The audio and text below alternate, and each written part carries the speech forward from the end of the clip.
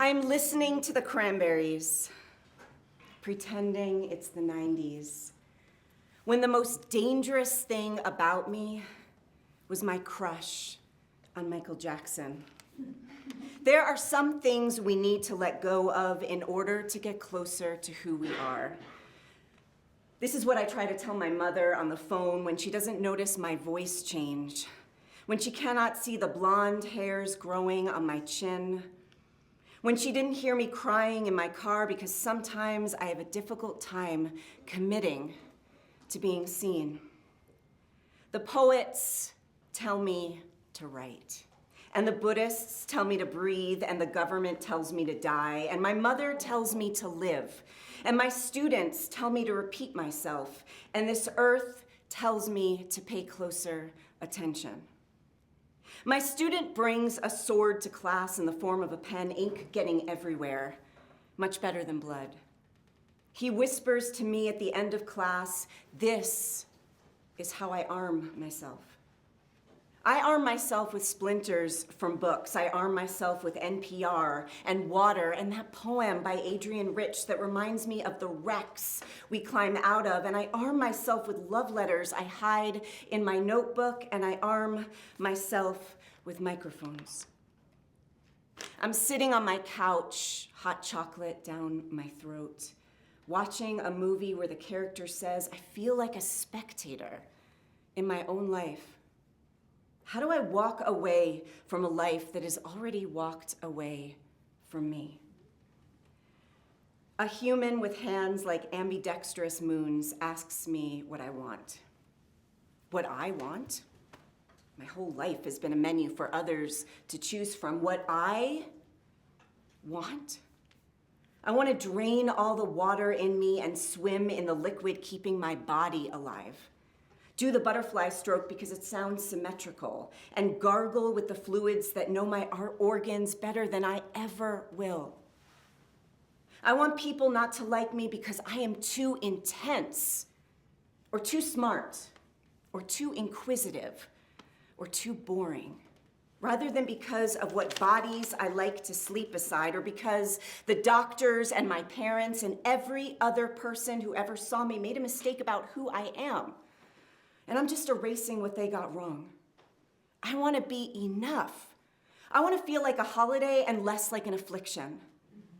I do not want my body to be a conversation piece, a compromise. I want my body to be a collection of my own decisions, uninterrupted. Why am I so nostalgic for what I have never experienced? I cannot sing anymore. I haven't really talked to anybody about this. Each word I speak that drips like cut-up dictionaries into the air sounds serrated, stubbled. Is this me now? All the songs I wrote are tar in me. I hold a funeral for my voice. No one shows up but me. I build a tiny coffin made of syringes, caution tape, 3 lines from an Emily Dickinson poem, a spool of thread, and some popsicle sticks. Chopin plays in the distance because there's no pressure to sing along. This is how it is now. This is how I am now. My mother wants to volunteer at the nearest Pride House in Asbury Park. I tell her, how about just calling me by my correct pronouns? My student asks, how safe is a classroom really if we all carry cameras in our pockets and everyone is listening? I climb into the bathtub, pretend it is a womb, pretend it is a TARDIS, pretend it is a book holding in all of my words that seep, pretend it is a moment of silence where nothing matters but this body that has saved my life and given in and given up and sobered up and sobbed for months and continues to learn how to live, how to love, how to want, how to stand up, how to demand more. Welcome to this very special place. Thank you for being here.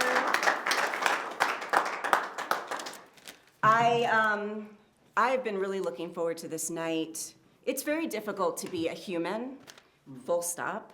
And so nights like this are so important. Look at us, look around this room. This is community. This is what it's like to feel held. So keep coming to events like this.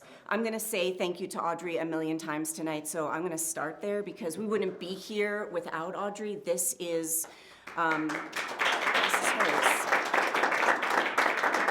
Thank you to Amy Ellis and this wonderful place. I was saying to Amy, every time I come here, I buy a plant. It's become a ritual, and they are thriving. So support this wonderful place as well, Tumbleweed Art Center, because this is full of art and artists, artisans. Art Collective, sorry, Tumbleweed Art Collective. This show is sponsored by Longmont Public Media. Thank you, Phil, for watching us, for miking us, and for archiving this great event.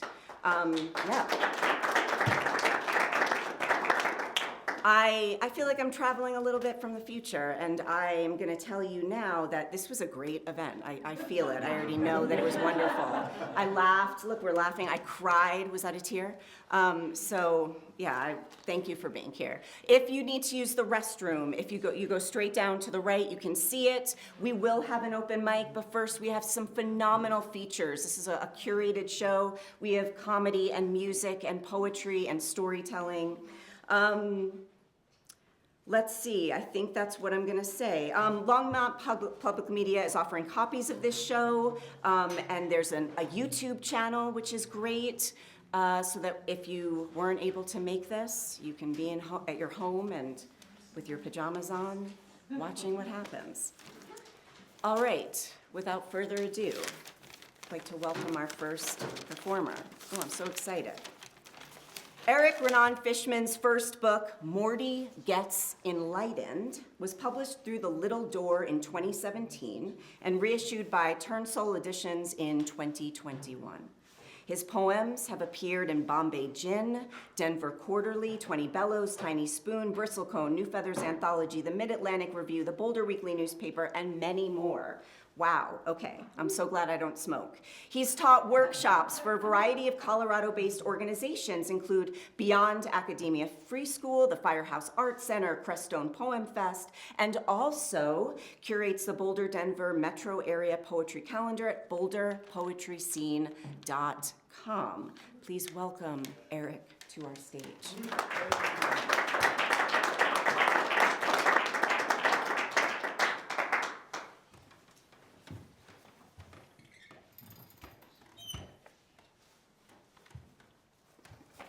Hi, everybody. Thank you for being here. Thanks for inviting me. I'm really excited to read. I thought a lot about what I was going to do tonight, and I had originally been thinking of going really hard on the politics, and then I realized none of the things I have to say about that are particularly uplifting. So I thought I would focus on poems that feel like they have a seed of hope in them. So I have 4 pieces for you tonight. In which predictions are made. When the light touches me and not before. When I am full in the light, when the light hands me like a violet. When the full color of me is fully formed, when I am structured skeletal against the rock.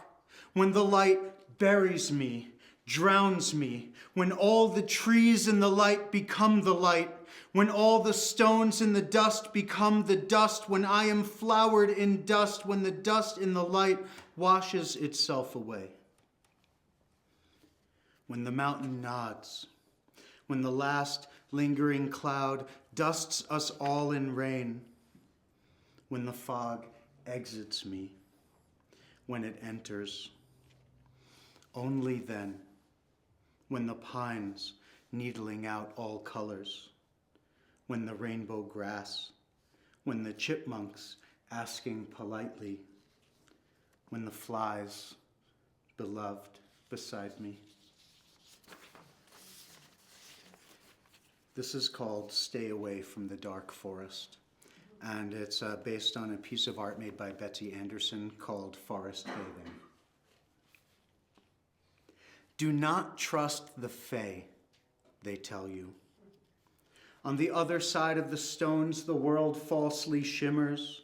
Some of the trees grow stars, others stories. Touch nothing. Eat nothing. The mushrooms are not safe. Any moth could be a mistress. Any shadow could be a shade. Trust in your flashlight, your map, your digital footprint. The state tracks you for your own security. Carry your wallet, your ID. Remember who you are. On your side of the stones, the woods burn. The trees are smokestacks spitting. The wilds are inhabited by chainsaws, bulldozers. Cell phones chirrup from their nests. Any shadow could be a shade, you think. In the inescapable sun, knowing what you know about mushrooms. A moth flutters between the stones and disappears. The air crackles like an expectant sky. First, the story tree, you decide. Then you step through.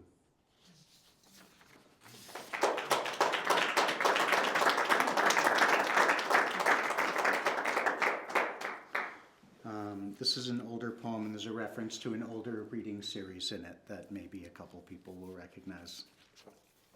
In this moment, Trungpa says all mind states are workable. In this moment, I have half a mind of river and half a mind of rope. The dim gold of the night lamp, everything enters this shadow with me. Half of me is winter, the stronger half. In this moment, the heat inside my robe, the laptop hums its little fan. Connor kicked ass at Bouldering Poets tonight, and the mic opened so wide nobody could use it. Here I am in this wherever I am, doing whatever it is. My knee throbs where it hit the Quoon floor. We were practicing falling, and I fell. An honest dragon's breath of smoke. They curl on each other like milk. The river in my throat. I have half a mind of carbon and half a mind of wax. I've stopped looking for you until further notice. My weaker half doesn't like being called my weaker half, but it's too weak to do anything about it. So I winter into stances and stay there, to the places I remember. The crane holds its foot against mine. The white tiger cools its fist in the river. It takes a drink. A recently discovered 60,000-year-old culture on an island uses only rock tools. I use whatever I can grasp. In this moment, half a mind of shadows and half a mind of stone. That kid at the open mic who improvised a song about pizza, second love, and exodus. Trungpa says, there is some principle of magic in everything.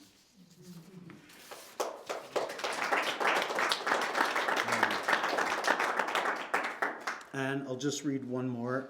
I wrote this at, I don't remember the event, but I'm pretty sure I snuck into it. And I was wandering around in the Marriott in New York because they have delicious tea and a lot of open doors. And snuck into some, I don't know, event convention thing. And there was like a corporate donors, like corporate sponsor list. So I wrote this on the back of that and left it there. It was just called Composed on the Back of the Corporate Sponsors List. I've never said this in public before, but the stars are celebrities walking roses for you.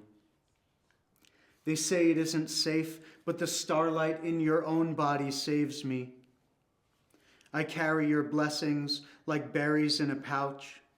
wear your memory in crystals. I keep your graciousness closest to my heart. Your white arrows on my back, thank you for your strength. I eat it like watermelon. I drink it like throats. Sing your delicious streams down the dinner table, and I'll kayak back to you. We have walked on stars before, an easy task for spirits. We have torn the clouds into rainbows with all the sparrows watching. We have let the tree sprites out of their trunks by the pink of evening moon. We've driven cars and jet skis, counted our envelopes. The stars didn't die so we could fashion them into cubicles, but into love. When the water in your body touches the air in mine, fusion ignites a helium child. This is America. We are here to save each other. Stay loose. Keep your eyes at your sides. You can be free with me. I am your witness, your exhaled breath. I fill this paper for you.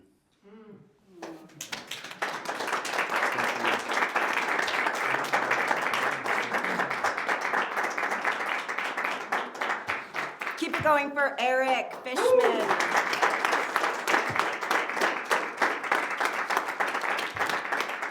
Eric, you're like a piece of delicious New York cheesecake, except you don't give me a stomach ache. And I want more. So thank you so much for your poetry. All right, Tim Merkel has been writing and performing on acoustic guitar for over 40 years. Classically trained at the Chicago Musical College in the late 70s, Tim gravitated to the folk roots of Chicago's Old Town and acoustic live music.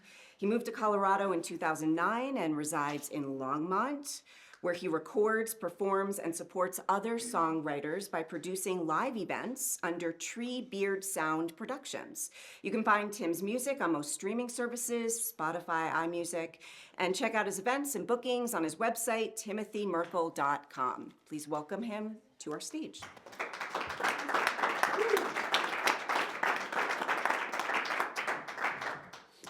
Thank you, Amy. Grab this.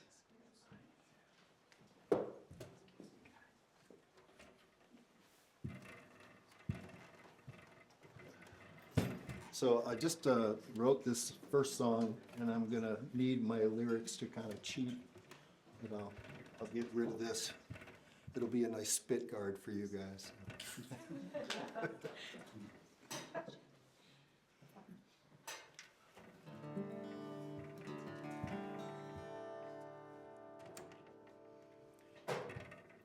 This song is, I call it Perhaps Collapse, and it's kind of a darker song, but I think of how we are sometimes our own worst enemies and we get in our own ways, and you'll hear a little bit of that.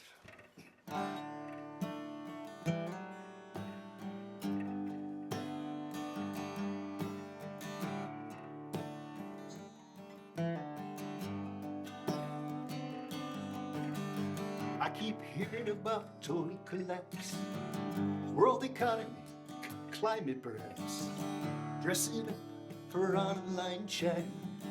Life and death ain't no laughing matter.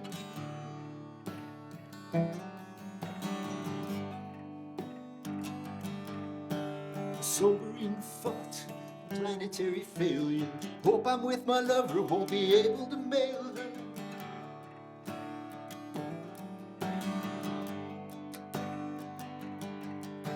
Pervasive fear, consuming dread.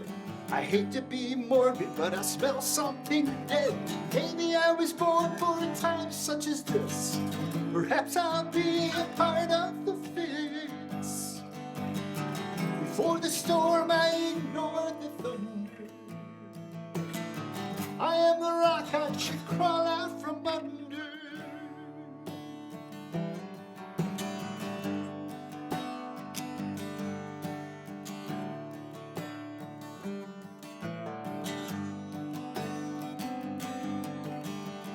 humankind, an unkind species, consuming to the point when all supply ceases.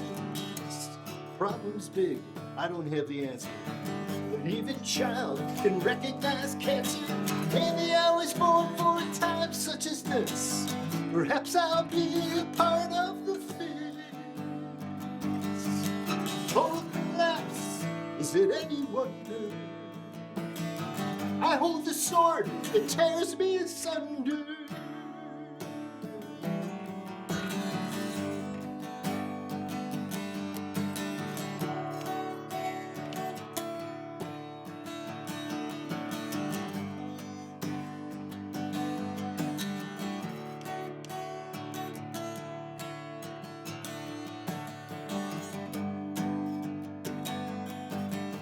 Look to a savior while I'm robbing. Make grenades, pull the pin, and carelessly lob. Set the blaze and then go fan it. And sing my songs as a prayer for the planet. Maybe I was born for a time such as this. Perhaps I'll be a part of the fix. Melting heat, melting tundra. Can't see the forest through the trees that we plunder.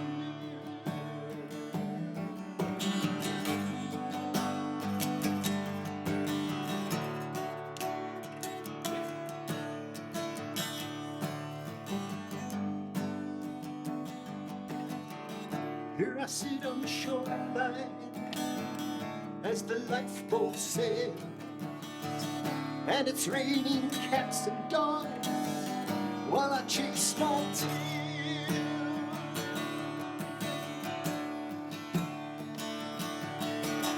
Maybe I was born for a time such as this. Perhaps I'll be a part of the fix. Prepare for collapse, heed the thunder, or be the rock I should crawl out from under.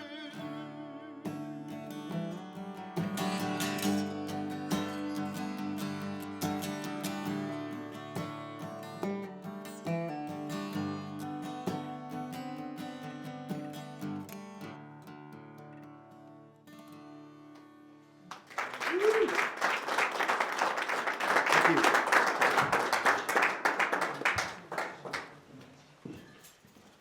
Keep it going for Tim Merkel.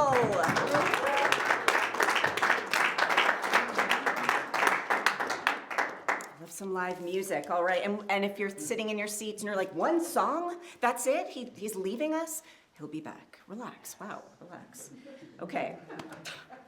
Lisa Trank is a comic-adjacent verbal processor, AKA a Jewish storyteller, for all ages. She loves taking stories from the page to the stage and connecting with readers and live audiences.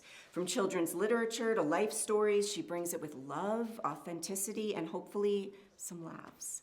You can find her work at lisatrank.com. She's thrilled to be back on the open stage from Longmont Out Loud. Please welcome Lisa to our stage.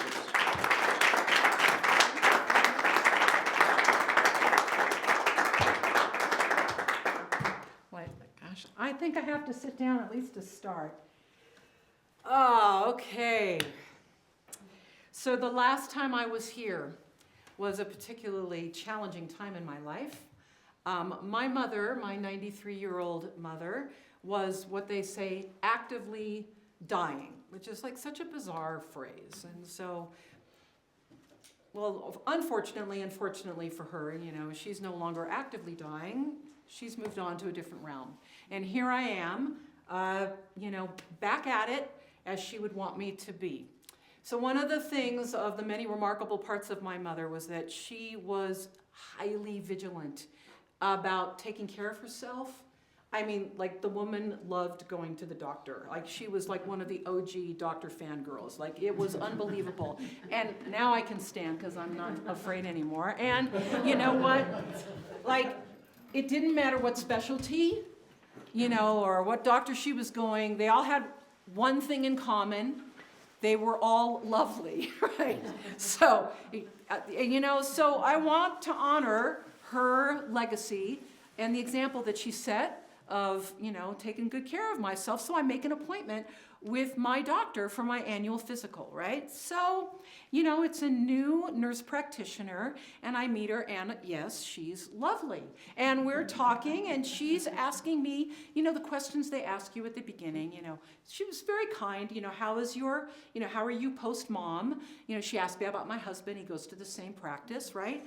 And she asked me, how long have you been with your husband? I said, oh, well, I mean, we've been married for 30 years and together for 40 years. And she goes, oh, isn't that nice? And then she says, so, do you still have intercourse?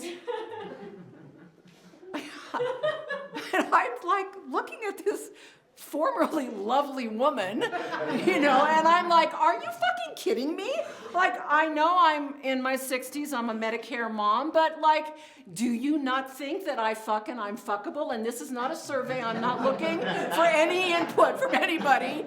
It was rhetorical in the moment, but both things are true.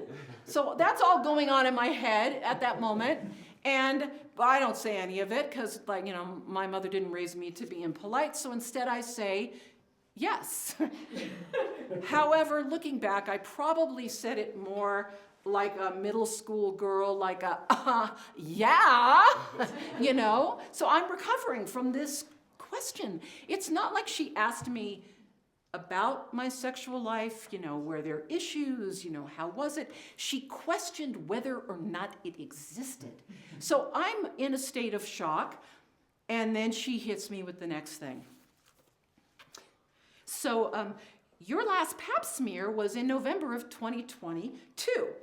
Happy to see that nobody looks confused at what a pap smear is. And I'm like, yeah, that tracks, and I'm getting ready, and I'm like, okay, I'm gonna get ready. I'm taking off my panties, getting into the position. She goes, no, Lisa, stop. I'm like, why? She goes, you never need to have another pap smear again.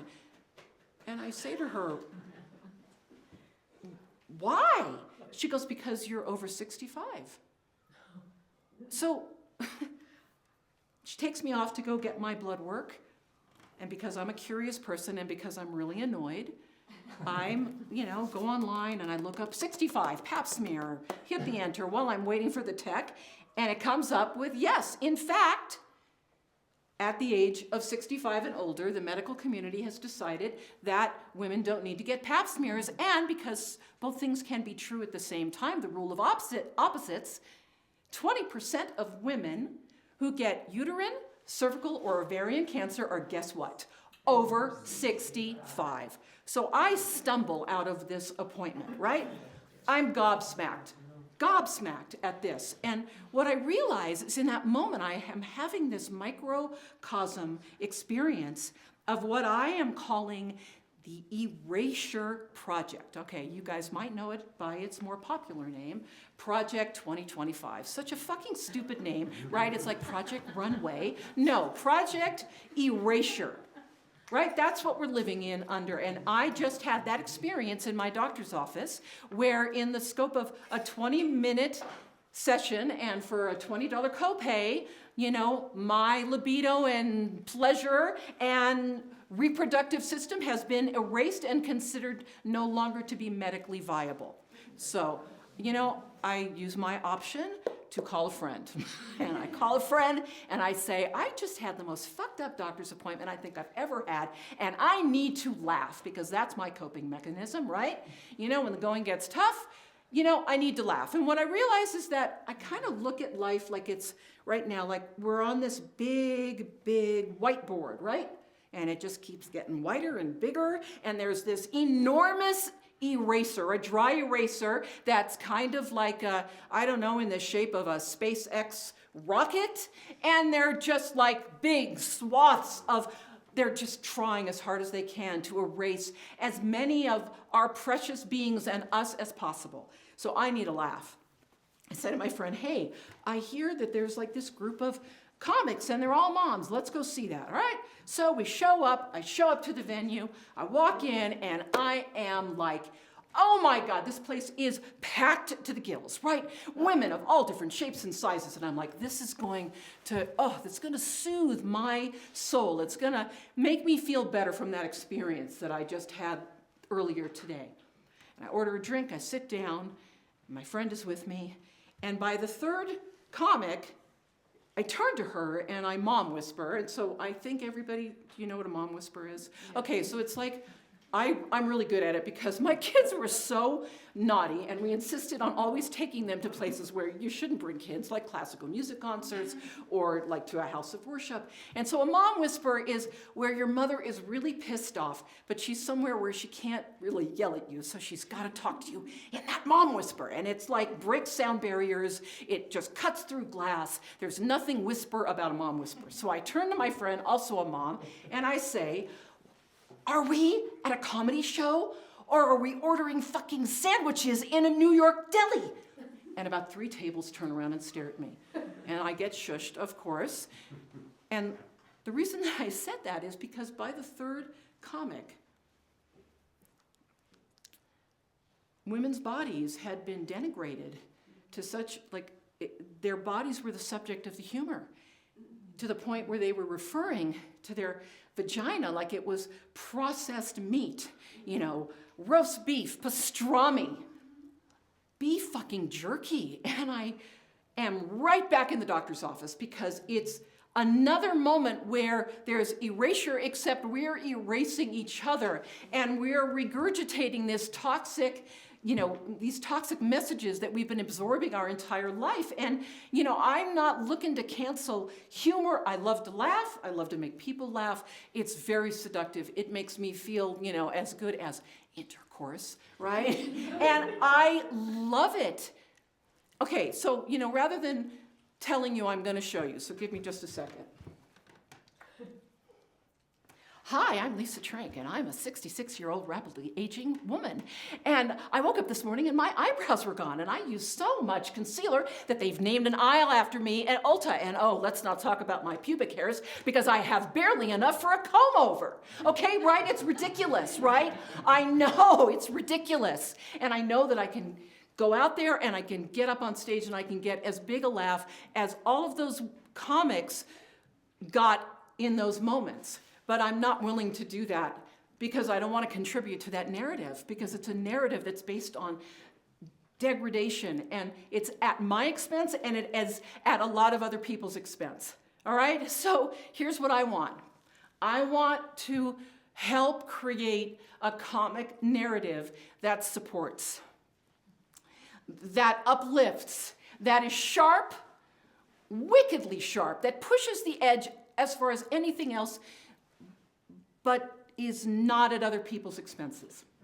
Okay, that's what I want. Okay, so if you're interested, hit me up, right? Lisa at lisatrank.com. I'm serious. I want to sit down. I want to try, because, this is such a shit show that we're in the midst of, right? And I think we get fooled that because we make people laugh, that it's acceptable to tear each other down. So it's not. So here's the thing.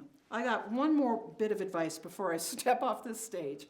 The next time that you get a glimpse of that SpaceX rocket that is being launched and plummeting, because, they always plummet, and it's plummeting in the direction of, your personal whiteboard or your portion of the whiteboard, I got a really simple thing you can do to stop it dead in its tracks. It's really simple, and it's only 2 words. Permanent markers. Permanent markers. Thank you.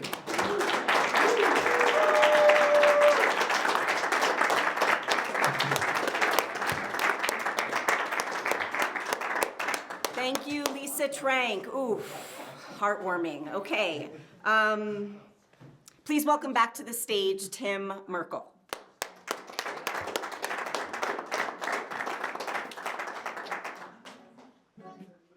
Thank you very much, Amy. I want to thank Audrey for inviting me.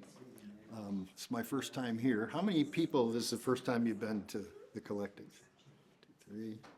Awesome. Come back again. Tell your friends. This is a treasure for us in Longmont. And I love doing stuff like this with artists and musicians alike, poets. So Lisa was just telling a wonderful story of about her mother, and it made me think of my dad, so I'm gonna do a song I wrote for my pops.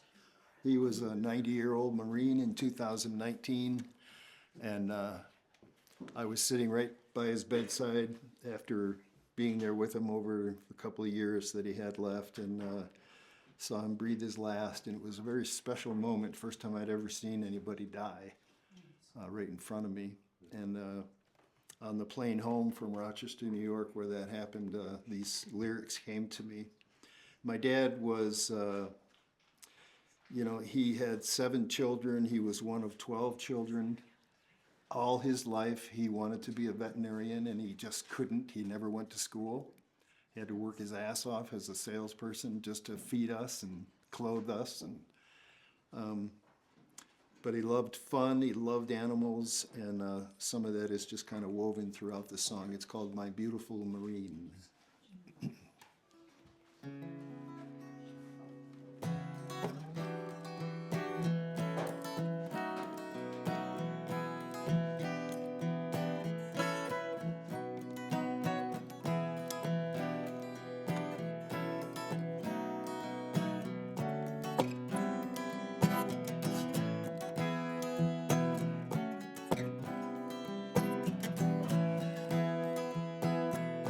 Where'd you go, my beautiful Marine?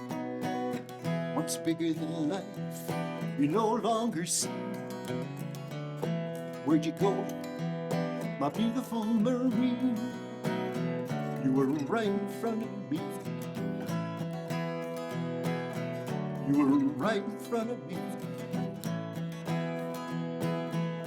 Father to many, husband to one, a brother of 11, a favorite son, an animal lover, and lover of fun. My beautiful Marine, I will die. This beautiful Marine, I will die. Hoorah!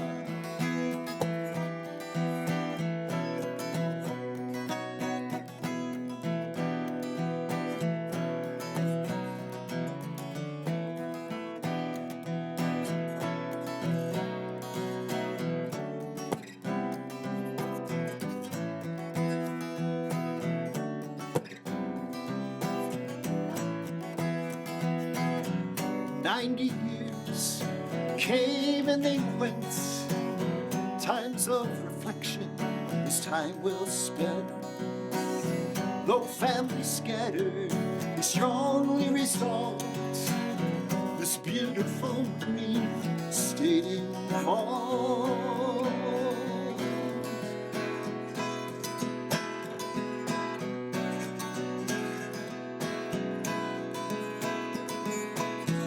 So where'd you go, my beautiful Marine? What's bigger than life you no longer see? Where'd you go, my beautiful Marine? You were right in front of me. You were right in front of me.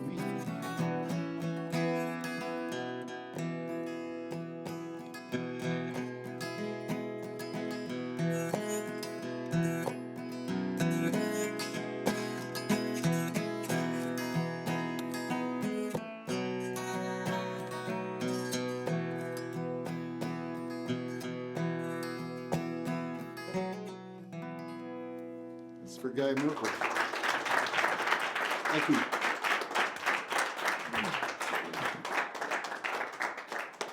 Thank you again, Tim. We're gonna take a 5-minute break, stretch, talk to each other, introduce yourselves to somebody next to you that you don't know yet. Again, the bathroom is down the hall to the right. Come back, 5 minutes. We'll see you soon.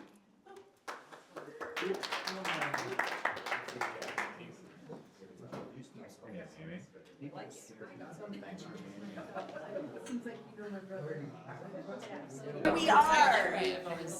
Maybe we got some water in us. Maybe we went to the bathroom and some water came out of us. Hopefully we talked to each other. Thank you for sticking around. We have another part of this show for you. And then we also have an open mic. In fact, this sign-up sheet is over there. So maybe you're sitting in your seats And you're like, huh, I just came here to listen, because I've been told I'm a great listener. But I feel something in me, and it's not indigestion. It is like, I feel inspired, I want to share. So please, feel free to share on the open mic. Okay. Maggie Saunders is the director of Beyond Academia Free School, programs coordinator for Boulder County Arts Alliance. Once upon a time, early childhood educator. Give it up for teachers. We are She strives to create spaces for character development, and yes, she does. Currently in her imperfectionist era, her art is influenced by elements of absurdism and ecological, what?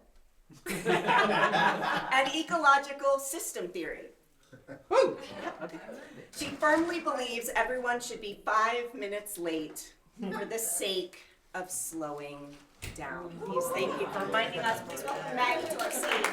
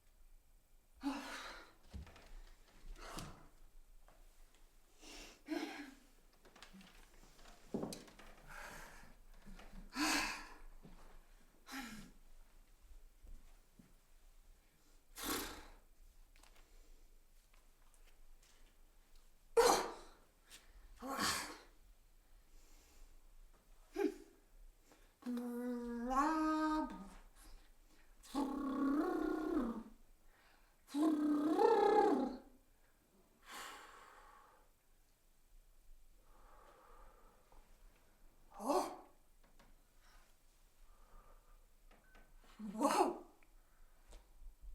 Whoa. Whoa.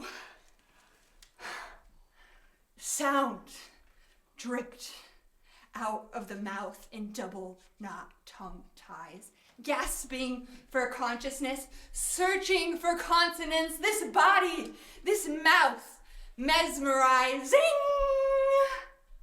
Nerve endings. Forget body, trying to find a word. Does anybody have a word? Silence.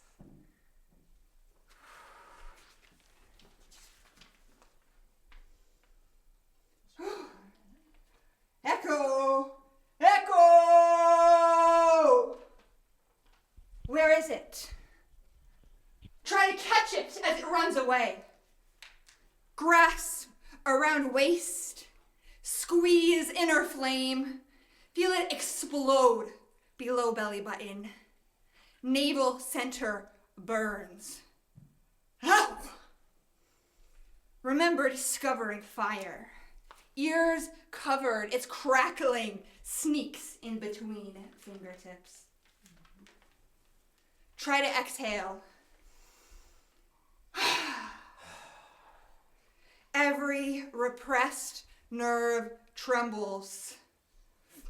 High-pitched sky-bound sigh escapes pursed lips. Says word. Any word. This word? That word. The seeking. The endless search. Now, this word. Awkward silence. Dropped again. Makes up new word. Then found. Waits until you make a noise. You begin to make a noise. Language. Understood. Pass. The talking bone.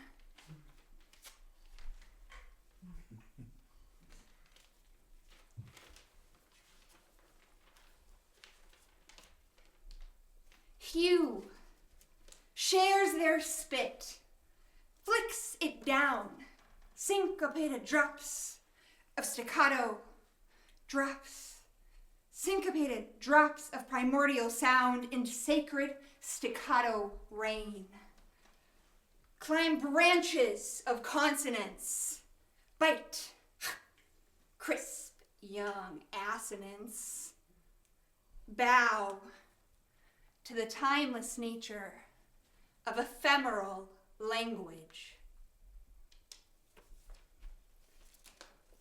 In another part of the world, echo also discovers language. Esophagus, trachea, larynx, diaphragm, lungs, sing, vocal box unhinged, out of tune. Hummingbirds pace the sky.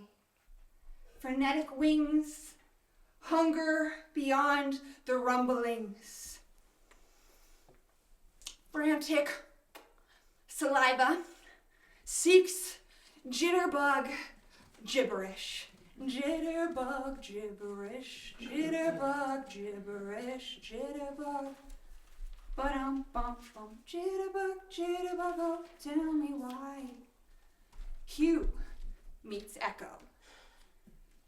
Solipsism, turn cataclysmism, schism, rhythm, rhizome, chromosome, to a pair create infinitely varied expressions of X and Y.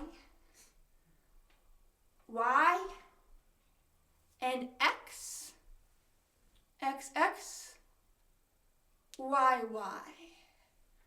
Y M C A. The first word, a slippery slope. Second word, too aggressive. Third word, synchronicity emerges. Tussle, rowdy ramblings, recite contact communication. Arguably hygienic. Absolutely human. Exchange of lead and receive. Decisions to withhold, tease, surprise, share, lollygagging goofs, giggle, gibberish. Fascinated fumblings, the first poem clumsily traced, tickled, poked, prodded, perused, discovering new sounds. Bumble, bee, butterflies, pine cones, compound words. Bumble flies, butter cones, pine bees, curiously paid attention to this unfolding story presented by being present. shoulders, tushies, the wiggle, the whimsy, the where next, and the where are you? Where did you go?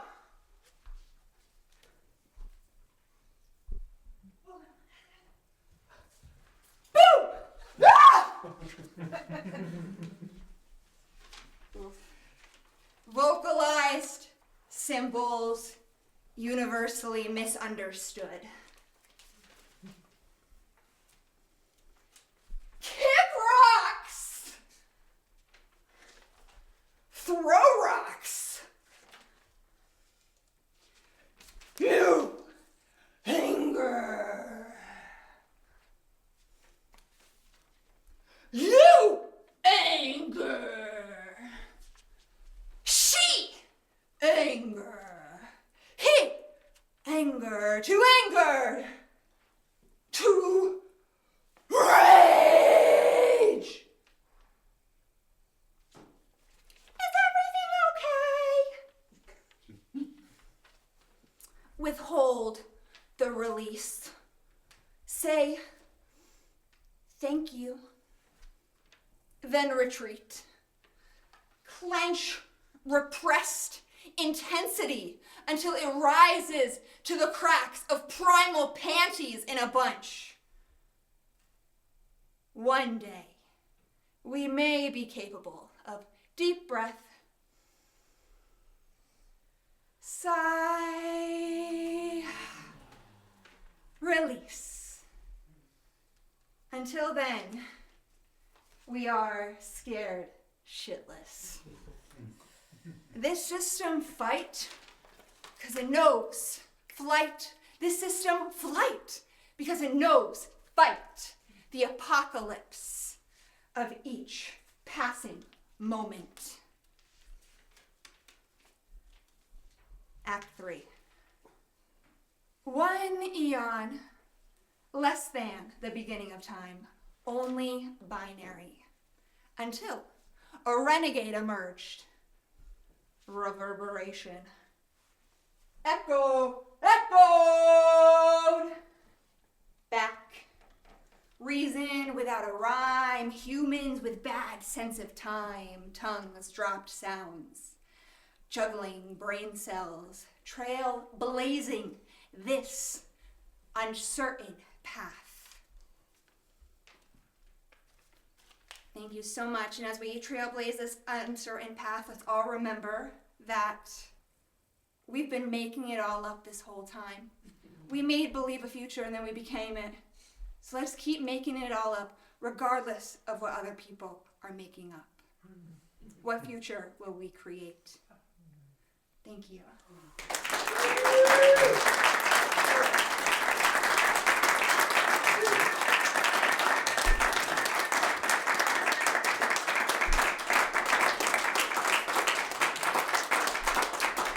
Keep it going for Maggie Saunders.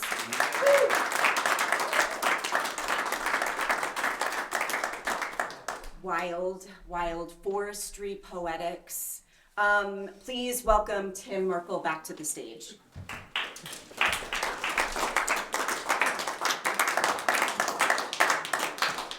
I wanted to play from behind the weeds. That was wonderful.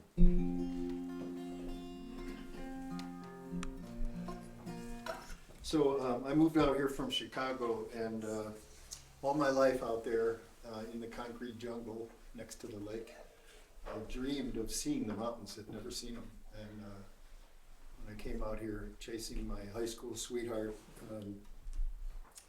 I was struck by the harshness and the beauty of the mountains. And the relationship that I came out here for was a lot like that. It would come and go, break up, get back together, harsh realities, gentleness. And so this song just kind of captures those polarities. It's called Colorado and You.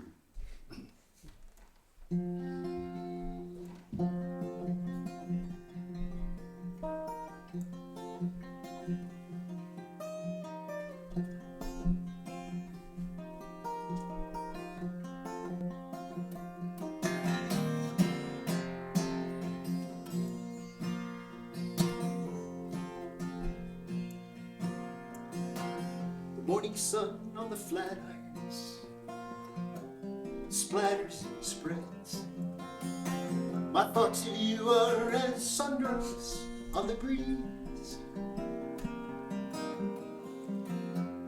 moving in stillness and constant in change. I will always be grateful for these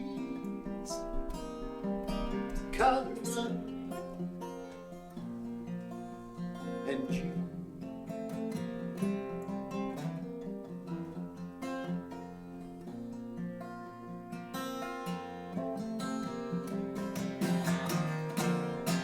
You brought me through changes, not always easy, it's true.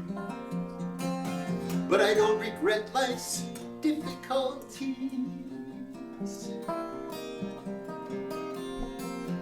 For out of my shadow, I've surely emerged, exposing both the lead and the gold in me, like Colorado can do. Colorado can do.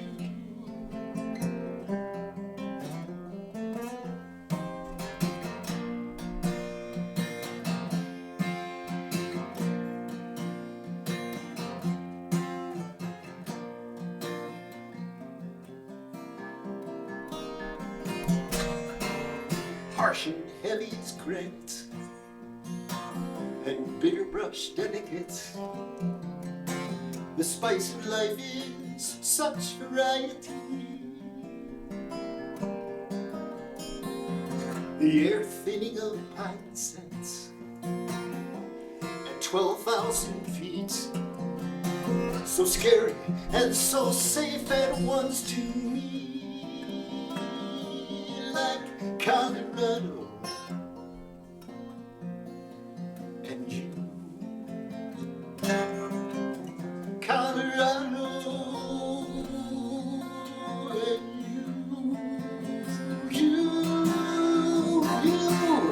you took me up and showed me the ropes, and you sent me packing when I danced your hopes, and you let me back in, so how to forgive? How could I want anything else but to live in Colorado with you? Colorado with you. With you.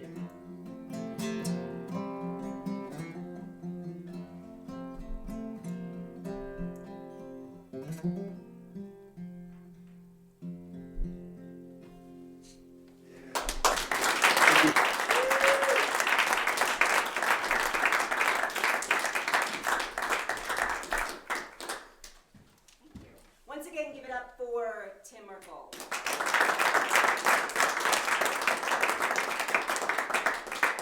All right, we've had poetry, we've had storytelling, we've had music, we've laughed, but I feel like we could laugh a little bit more. Do we feel like are there more laughs in us? Yeah. Yes? Okay, good thing, because Philip Ogren hosts the Lady Mondegreen Comedy Podcast, where he shares 100% local, organic, ChatGPT free, you were worried, comedy performed for live audiences. Please visit ladymondegreen.us for details. Please welcome him to our stage.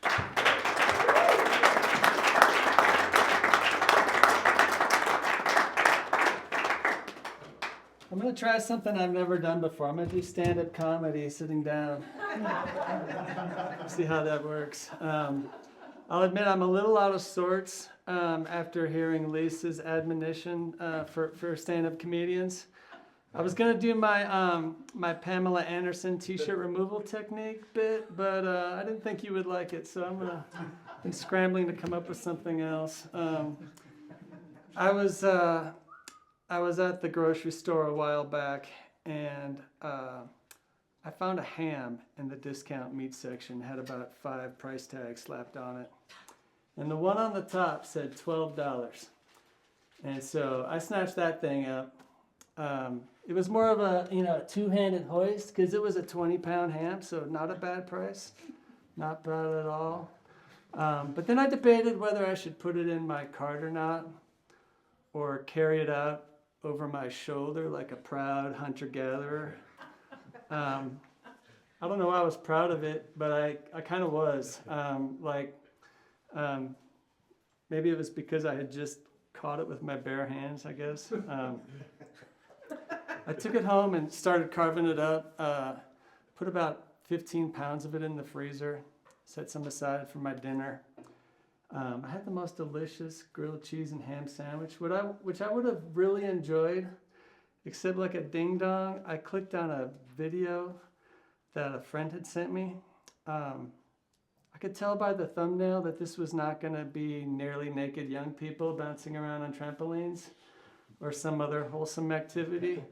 No, this was one of these factory farming horror shows that features an adolescent hog that's taking its very first steps of its entire life.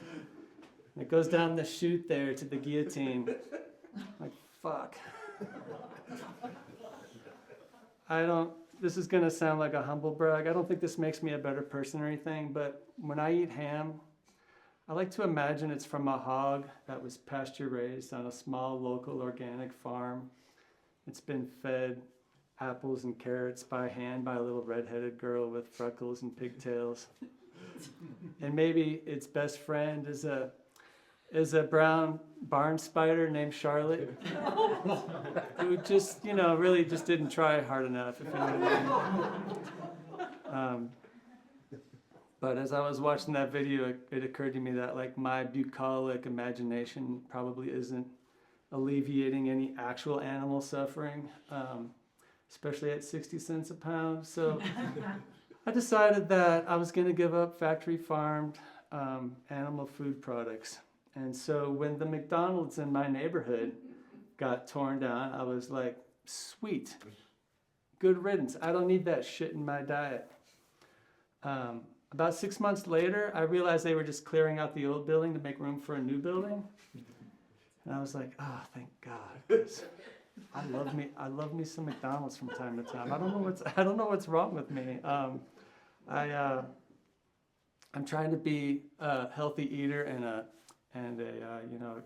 ethical consumer, but it's not easy. I was at Whole Foods recently looking for pasture-raised pork, and I couldn't find any. The butcher said that's not really a thing because any habitat that you put hogs into, they just obliterate it, turns everything into dirt. And so she was like, but don't worry, hogs are some of the meanest, nastiest, most brutish creatures you have ever encountered in your life. So you really don't have to feel bad about eating them. And I was like, in my brain, I'm like, I'm not sure that's how the ethics of animal suffering ought to work. But with my mouth, I was like, oh, that's good to know. I'll have 2 pounds of that Italian sausage. I think this is why I don't sleep well at night. I've got all this cognitive dissonance rattling around up here. We've tried a lot of different approaches to food over the years. This one time, my wife Akane, she tells me that she wants to become a vegan. That's not quite right. She announced that she was a vegan, and with my mouth, I'm like, "That's great, honey. Let's do this." But in my brain, I'm like, dear God, I hope I can make it through the next few weeks until this blows over. I felt pretty confident that I could because at the time I had about 15 pounds of ham in the freezer.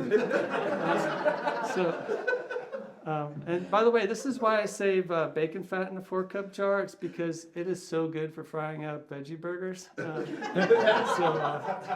Anyways. Where am I? Let's see.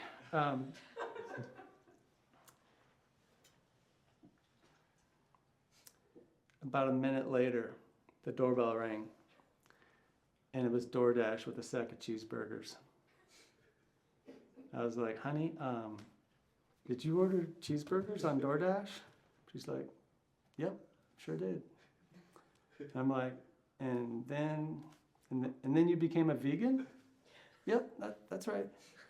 It's like, oh, I have totally got this. I'm gonna make it through this phase.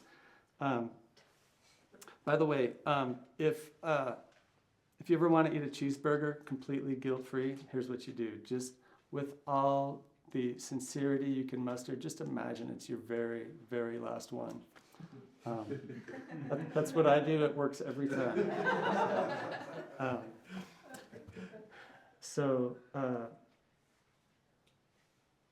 But I wasn't out of the woods yet. The very next evening, Akane comes out of the kitchen, makes another announcement. She says that she has made a dish she's calling vegan haggis.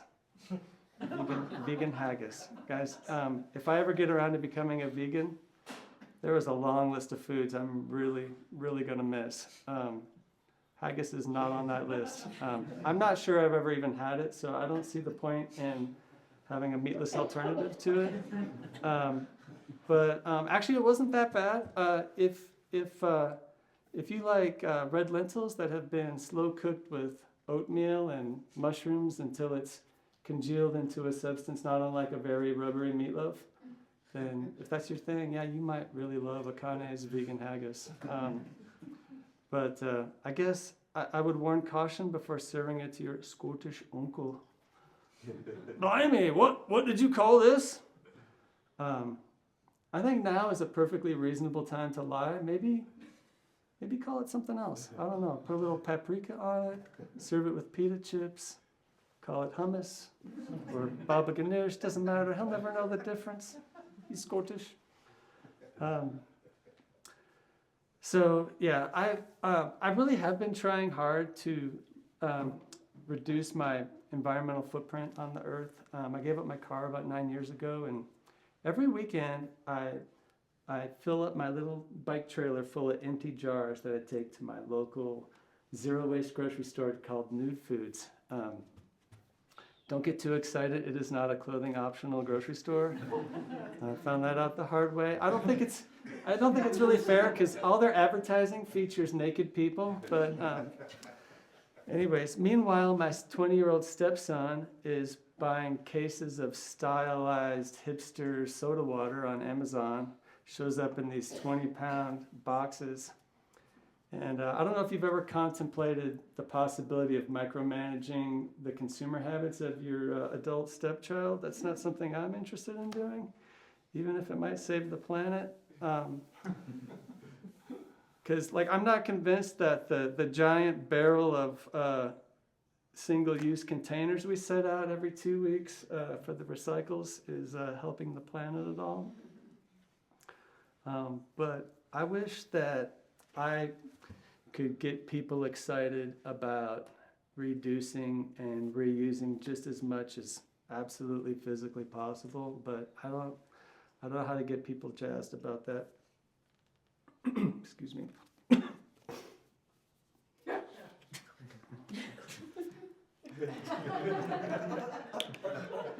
But if you guys have any ideas, let me know. That's my time. Thank you.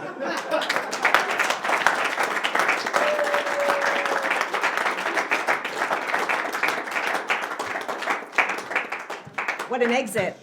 Give it up one more time for Phil O'Brien.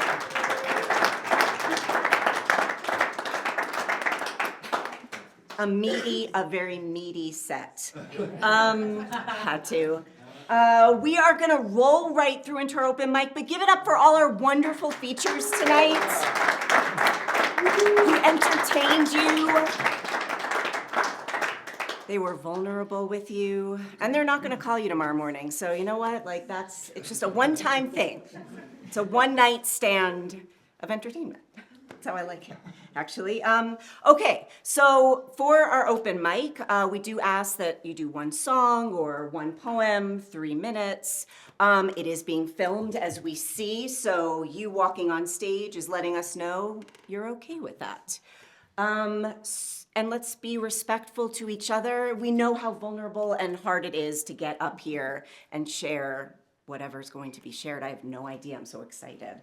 Please welcome first Debbie Osborne to our stage.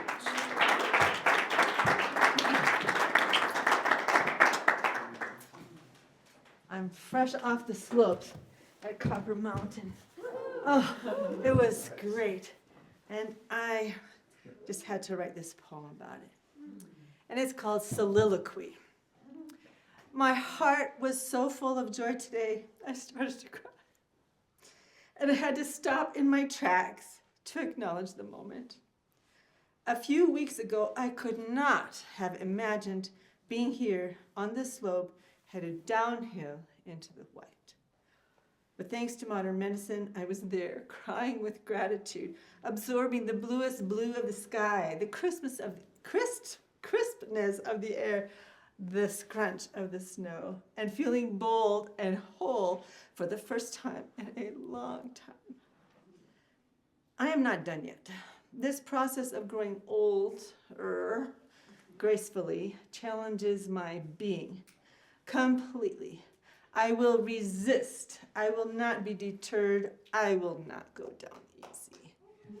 Except today, this slope comes easy and I feel wild and free, and I call out to the universe my soliloquy of joy and thankfulness.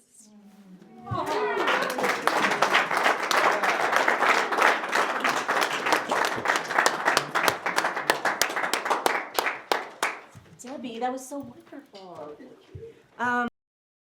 Jennifer to our stage.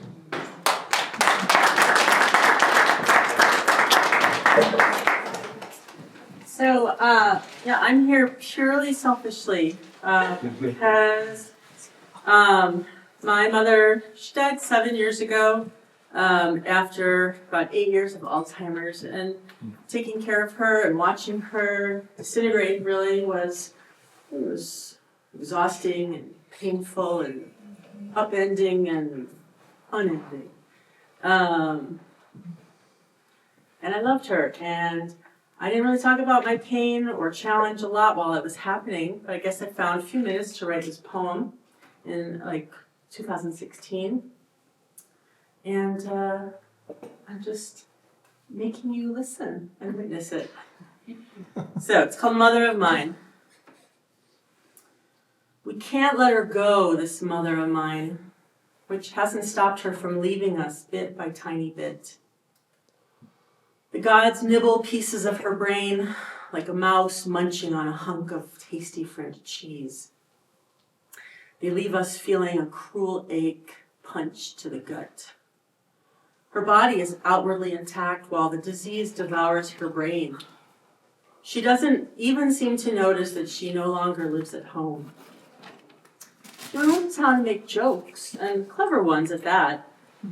Maybe they ate around that part, the way my son will avoid the fat on a piece of corned beef. We orbit around her still with each step of her decline. Unassuming and self-loathing, my mother would never have believed the magnitude of love beaming her direction now. Over and over, I find myself remembering the character in a novel, lifelong servant to the heroine, who died a tragic death with his own skull blocking one of the likable heroes from an assassin's club, then bleeding to death in the square. The heroine cried and mourned and wept. She said that such a gentle, loving man should have died in peace from old age and in his own bed, surrounded by those he loved. I want my mother to die that way too. No extraneous suffering for her. Having never discussed our plan directly, we work to protect her and to keep her safe. We stand in a line, arms linked, holding tight, determined to let nothing break through. Red Rover, we dare you to come over. Unfortunately, each second of Alzheimer's brain robbery causes suffering anyway, with seconds becoming minutes, then hours, and eventually multiplying into dying for years without end. We are the well-loved but eternally losing baseball team. There is only so much that we can control. Still, the body that has always housed Joanne continues to draw us near. We are compelled. The cords pull us close. She may still recognize us by name, enjoying a classic jab at my father's expense, or expressing pleasure to hear my voice on the phone. But she is the tall tree in front of our house that has already died before we even knew. Lush green ivy surrounds the tree, but if you look up at the branches, they are sparse, mostly dead, with only a handful still bearing leaves.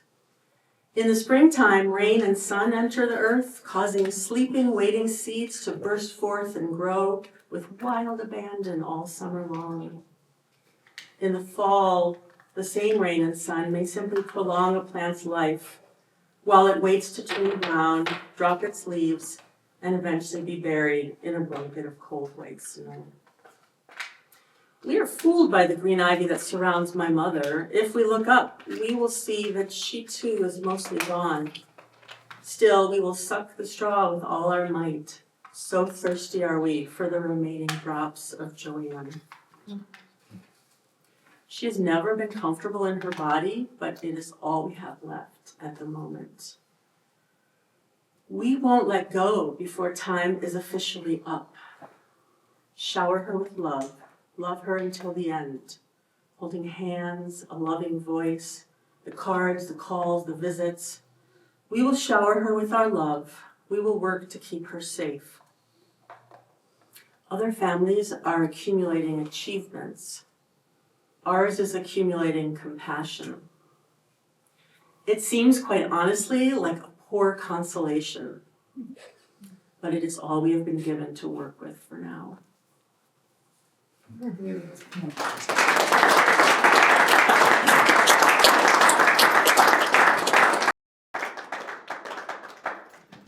Whew, okay, wow.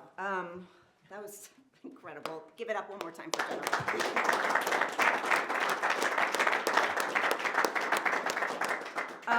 I like that you said we have to listen, but we want to listen. Please welcome Lee to our stage.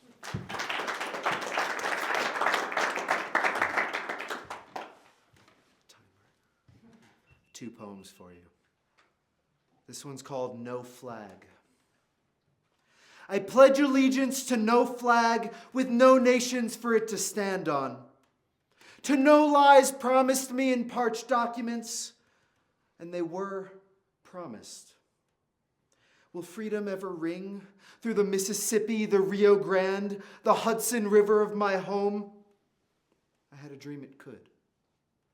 And you, writers of parched documents, teachers of false promises, sold it to me, paid in full with my heart coin. You took every drop, and I gave it freely.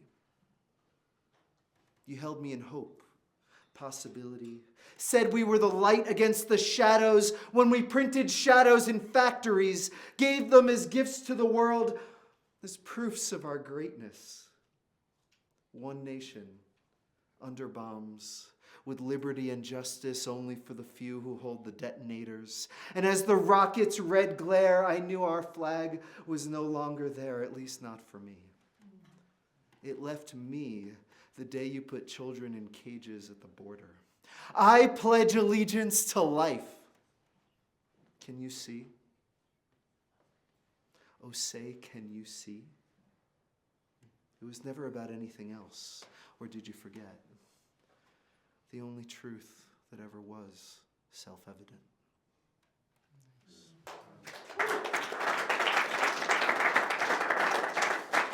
Got one more for you, a little lighter tone. This one's called Blood Moon Love Song. Your fire rises. Red is my heart, dear moon. Your curves are perfect, accented by that night sky. Don't you hide behind that cloud now. Let every dewdrop know your beauty. Let every tide bow to your gravity, and every howl pull you a little closer to my eyes.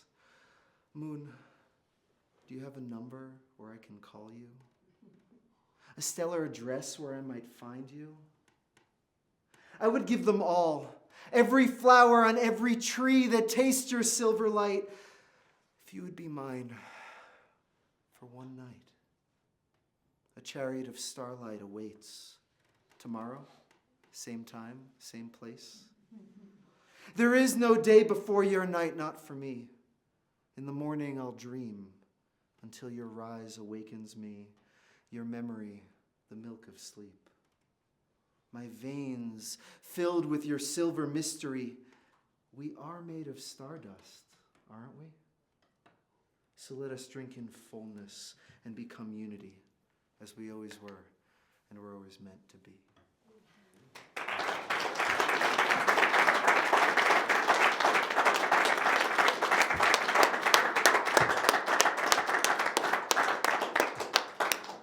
Lee, I've been in a monogamous relationship with the moon for many years, so I'm like, do I fight you or do I bring you in? I'm not sure. I'm feeling activated. Please welcome Martin to our stage.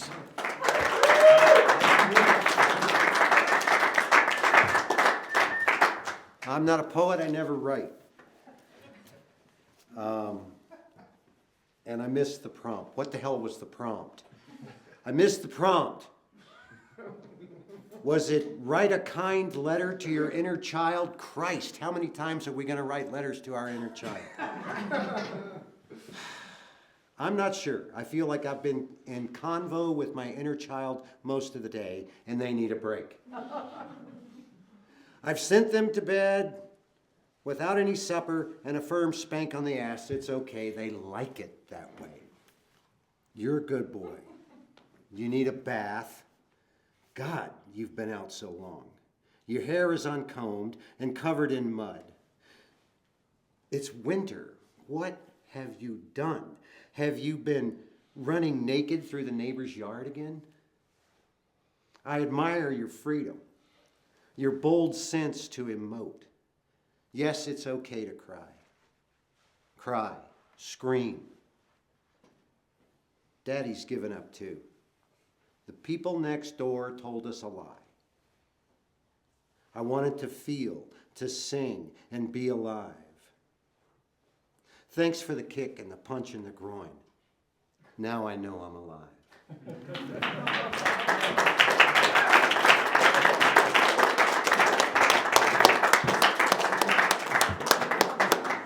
Thank you, Martin. Please welcome the phenomenal Odd One.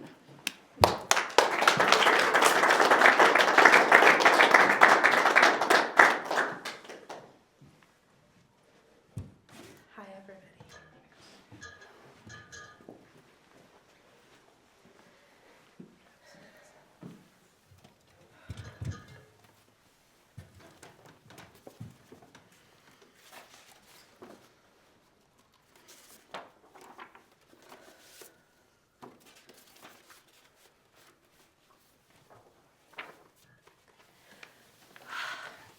I promised myself when I got on stage I would take a deep breath first before I started. So I'm going to do that. And if anybody wants to join me, you're welcome. First, I have to catch my breath.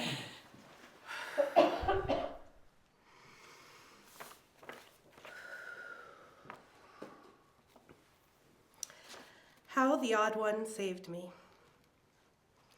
There was one summer at camp during my transition from elementary to junior high when one of the kids figured out that the name Audrey had the sound odd in it. My nickname quickly became Oddball. At the time, I did not like it. Now I realize it suits me and I kind of like it. But no one has called me that for a long time, maybe my brother occasionally. I was complaining about this nickname to one of the adults in my life who helped me through my teen years as an auntie. Being the poet that she was, she pointed out there was more than one way to spell odd. There's also odd.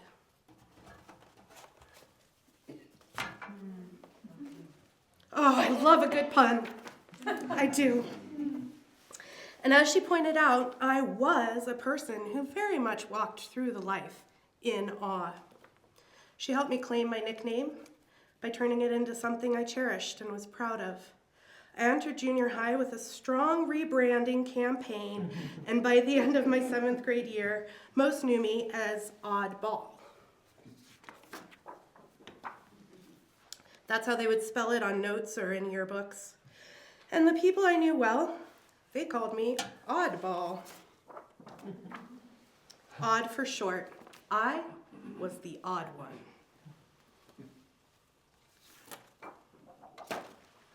Well, decades went by.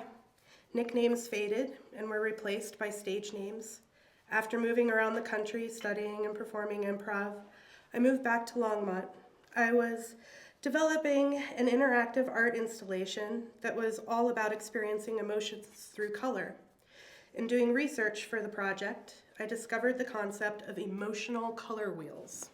And as a person who has always been a sucker for a rainbow, I walked directly towards the colors and fell down an emotional color wheel rabbit hole. I did not like what I found there. What I had built my entire identity on was wedged right there in between apprehension and fear and obsessed and terrified, sometimes in putrid green, other times in infected yellow. Color wheel after color wheel, what? No, I looked up the word, furious with myself for never having thought to do this before. And there it was, all the color gone in black and white, a word likened to being stunned, not being able to move, being stuck, full of dread, fear, terror, horror. Yes, the word wonder, but in association with being stupefied, like a moth going right towards a flame. When you hear your intuition, does it come to you in a feeling, a sound, a texture perhaps? In that moment, as the new side of awe exposed itself, my brain reeled, feeling betrayed, almost instantly ready to abandon the word that had helped me build the parts of myself that I loved most. But I also experienced a sensation that told me that awe was not wrong, and it wasn't something to be rejected so reactively. Okay, I let the sensation wash over me so that I could explore it. Because I'm stubborn, and it seemed absurd to me that I was in any way a person suspended. I saw myself as hyper, bouncing, in motion, so much motion. I followed the thread. As a kid, I was always being told to calm down, pipe down, not be so dramatic, to not get so emotional.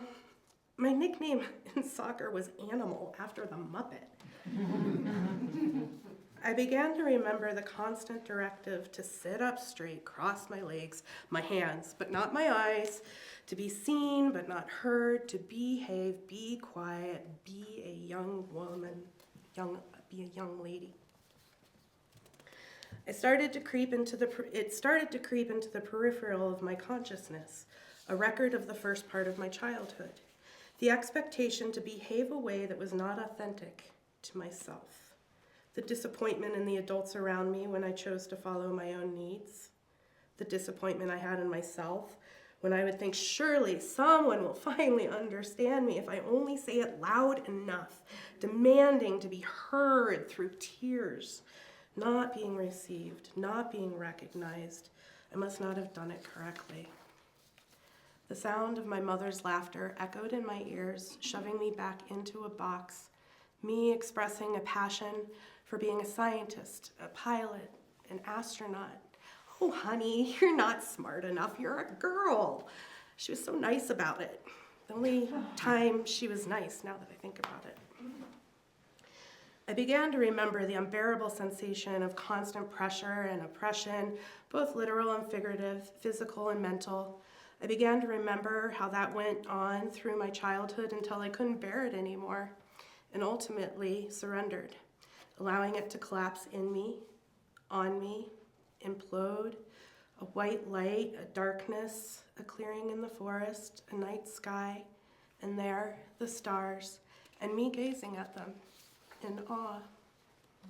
Me engaging in a state of utter focus and wonder in the direction of everything twinkling and beautiful and naturally perfect, a flower, a bee, the snow and the sunshine, the shapes of the clouds as they morph through the sky, and everywhere that I went, locking onto the things that were beautiful, a blessing, to an extreme point, finding beauty in everything, even when it wasn't appropriate, a curse.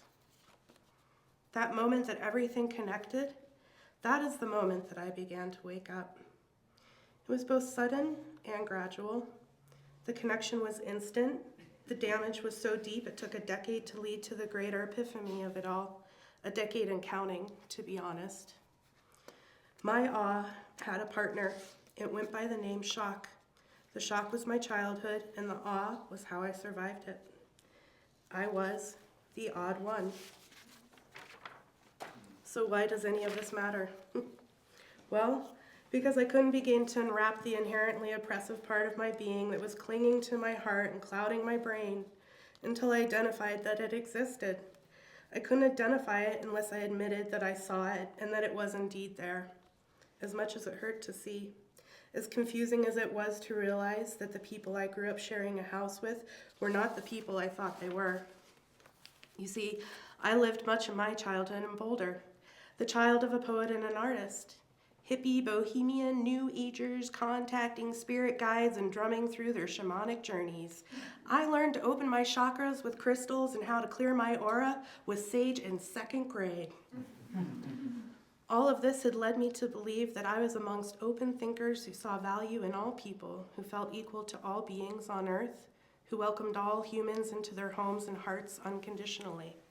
I thought their love was free, but it had a heavy fine. Most of what I lived through as a child was a mythological charade, created by 2 adults who probably didn't even know themselves how wicked they were. This new information, this connection, gave me 2 tools. It stopped me from modeling myself after them, trying to sound like them, quoting them, and when I needed advice, I didn't turn my brain towards those adults who would do I didn't turn my brain towards what those adults who raised me would do or say. It can be very challenging to do when you share genes with them, when the woman whose cells you were literally built out of isn't a person you want to be. It takes so much willpower to change the channel and make new grooves. The other tool it gave me is now, in the moments when my life won't connect for me, there's an itch in my brain, my heart, something isn't lining up right, and even though I can see something in front of me but it's blurry, I now go back to the places that used to put me in that state of shock, and instead of being scared by it, I lean into it. I search for the untruth that was planted in me, like that old game we used to play, Operation. I find the piece and slowly and carefully extract it so I can be free of its festering and move forward authentically. It's not something I've perfected. I'm not saying I figured it all out. But here's what I've learned. It's places like this, moments like this, that allow me to slip into a safe spot where I can wrap my arms and my mind around that child who is screaming and pleading to be heard and say, yes, you be you. You are a wonder. And ultimately, that is how the odd won.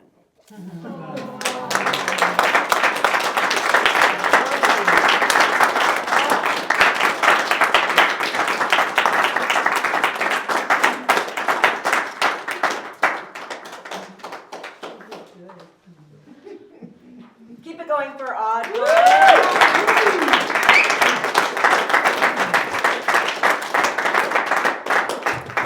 This is the moment where I receive my Oscar and I thank all the people that paved the way. I want to thank, please give it up one more time for Audrey Grace.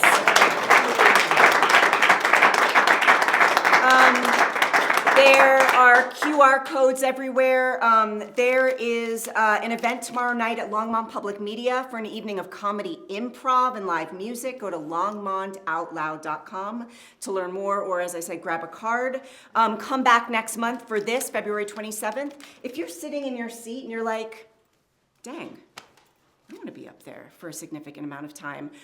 I'm a performer, I'm a writer, I'm a something. Talk to Audrey, engage with her, and maybe we'll see you next month on this stage. Thank you to Tumbleweed Art Collective, Longmont Public Media, Amy Ellis, for Phil and Longmont Public Media, our performers, Maggie, Eric, Phil, Tim, Lisa, our open micers, you, the audience. This is when we clap it up.